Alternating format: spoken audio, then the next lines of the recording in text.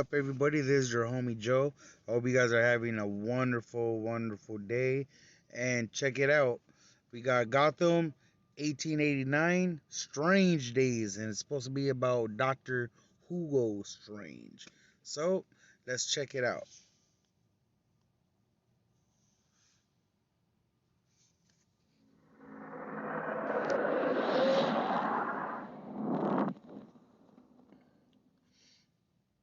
The Batman.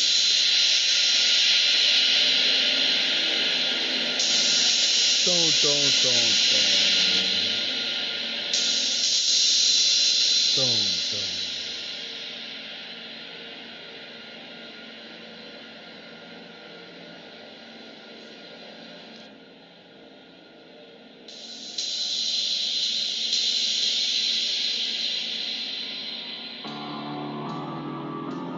Damn, that music's bad.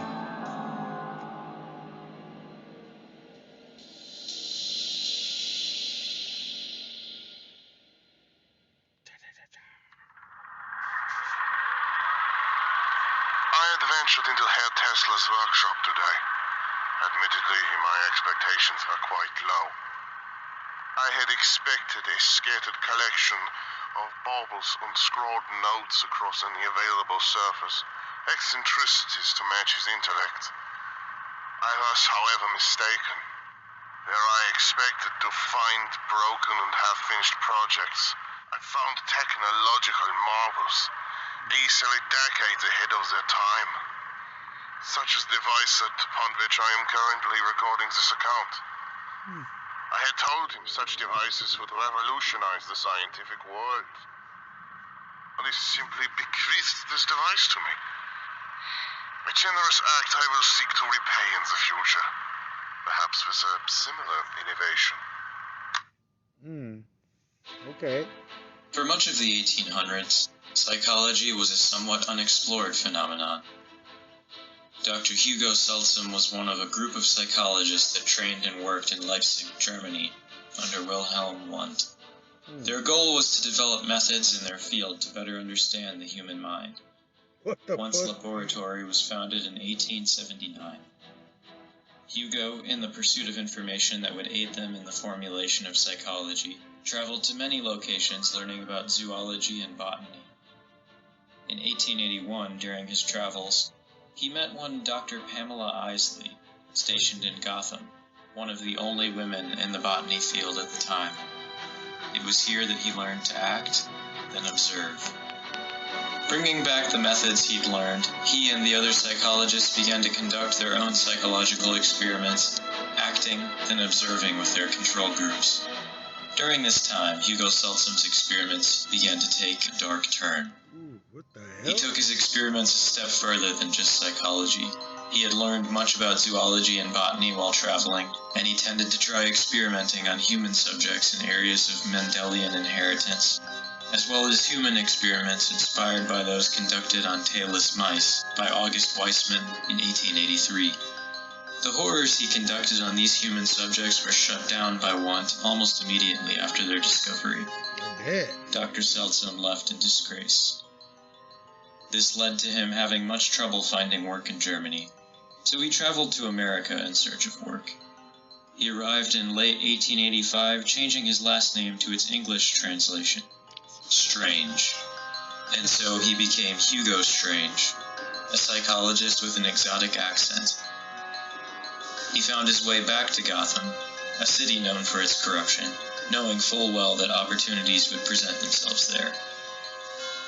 Strange was not disappointed and soon came on board at Arkham Asylum for the criminally insane, working directly under Amadeus Arkham, the founder and warden. Over the next few years, running the asylum took its toll on Amadeus, and he eventually lost his mind, becoming a patient within his own walls. Hugo Strange, being the foremost psychologist present there, took on the role of facilitator and warden at Arkham. Keeping a low profile, Strange began to use this opportunity to continue conducting his morbid experiments, completely unfettered and unsupervised.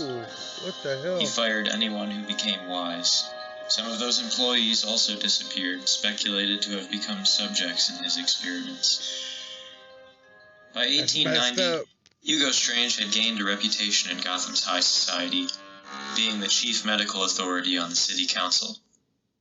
Over time, Hugo became disillusioned with the petty politics of the council, as well as the day-to-day administration of the asylum.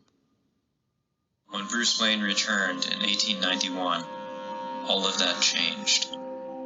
Hugo became secretly enamored with the young heir to the Wayne Empire. Of course. He recognized in the young man a fire that was lacking in so many people in Gotham. Strange began to study him, analyze him, observe. Bad He idea. approached Bruce many times intending to form a friendship, but the young Wayne seemed to see right through Strange's attempts to analyze him closer. Even more fascinating to Hugo Strange was the appearance of the Batman in Gotham, followed closely by the alleged reappearance of Jack the Ripper. Hugo surmised that there was a connection between the two, conducting his own investigations into the psychology of these two almost mythological figures. The more he learned, the more danger he was in, unbeknownst to him. His eyes may have been on the Bat, but the eyes of Jack the Ripper were on him all along. A lot was about to come to light about Hugo Strange, and his life would never be the same after that.